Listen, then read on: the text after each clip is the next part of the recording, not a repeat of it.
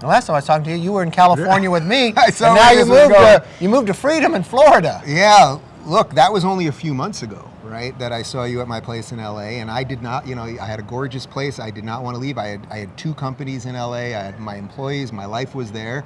But at some point, the rubber meets the road, and the simple truth is the Democrats, their policies, either well-intentioned or not, I'm past the point of intentions at this point, they are destroying these cities. Crime, house prices, homeless, all the stuff that everybody knows. And the truth is that America has an incredible system where you can pick up and go. Yep. And 1 month ago, I moved here, and I got to tell you, the amount of smiling people, seeing real people. I haven't seen teeth in a long time. That is so true. Just seeing teeth. I'm literally not in kidding. school, right? With the masks on campus. But they don't. It's not just that they don't care. They're throwing it in our faces. We happen to be in Miami Beach right now. It was literally only about 2 blocks away from here that AOC was having her margarita at noon. Yeah.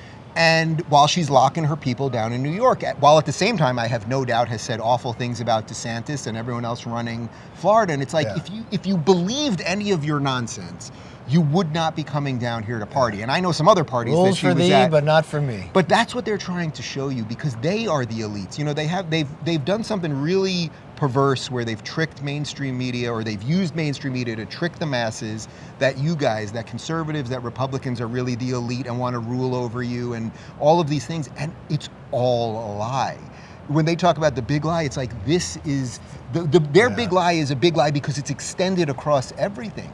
So, as I just mentioned in my talk up there, it's like, as I've sort of entered this world and I talk to guys like you and Dennis Prager and Glenn Beck and all of these guys that I used to think were somehow the bad guys, it's like, we have some political disagreements. It just doesn't matter. What we believe is that America's fundamentally good, that we want to create the conditions so that different people can live in different ways, and that's it. And that's such a better message, man. It really is. But the thing is, you got 50 laboratories out there that can show how to do things. And California is going down the wrong path, and Florida is showing, but the individual can make the decision. I don't envy your position. I mean, look, you're in California. You're doing great stuff over there. I get it. And by the way, we talk about states. It doesn't mean that every single city and every single state is exactly the same. So I was leaving LA, which was a particular... Bakersfield's a little different. Bakersfield is definitely a little different. I saw a great concert. I saw Frankie Valli in Bakersfield there you go. A couple of years ago in a field out there. It was awesome. So it doesn't mean that every single city and district is exactly the same. But at some point in a place to me like California, where the governor is so out of control, who still, by the way, as you obviously know, still has emergency powers like Palpatine from Star Wars, while he goes to Cabo a couple of weeks ago for vacation with his family for a week, it cost them over $200,000. He's going to French Laundry and the rest of it. I just thought, okay, I'll leave that to McCarthy. I got to get out of here. He wants to raise our taxes higher for and he wants health care and for people who I got a guest room. You got 2 dogs. You bring the wife. I got 2 dogs. I got 2 dogs. We're there, buddy. We're coming. We're good. Well, we see where you live now. We're coming down there. But I do want to thank one thing, and I don't want to keep you long. Yeah. You have one who have one of the first voices about what big tech has done to silence us on our voices. And your book, Burn This Book, and you got a new one coming out in April. Don't burn this book. Don't burn this book. Burn this book. That's a different thing. But I mean, you got a new one coming out in April. If it all doesn't work out well, it'll be Burn This Book. Yeah. But you helped get Rumble going. Yeah. So we're really, for conservatives, we're making progress. We're building things that our voice can stay there. And it might be a voice that disagrees with us, but they have a right to say it there, and we have a right to have that discussion. You're not going to believe this. I am completely fine with people coming on Rumble to say mean things about Dave Rubin and to say bad things about the ideas I believe in and all that. No, we did it right here in America. We did it right for 200-something years, where we had this open exchange, and if somebody wanted to be in town square screaming, you could go listen to them, or believe it or not, you could walk away. Crazy. You could actually walk away from the screaming person.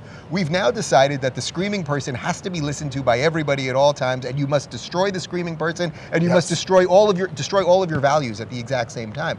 So what we're building with Rumble, it's not rocket science. I mean, freedom of speech. Freedom of speech. Come on, say what you want to say. By the way, if you do illegal stuff, if you try to sell drugs or you make a terrorist threat, you got a bigger problem than us at Rumble. You know what I mean? Like, some guys that are gonna, the feds are gonna come after you. So I think if we treat things the way most of us actually live our lives, we can build much better products. And by the way, that's very consistent with the way that conservatives or just, it's not even conservatives. Anyone that believes in America, you believe in America, then live those values. Build better products. Don't just, look, the lefties and your counterparts in Congress, they're just trying to destroy the whole damn thing. And as I said, they're doing a pretty good job of it.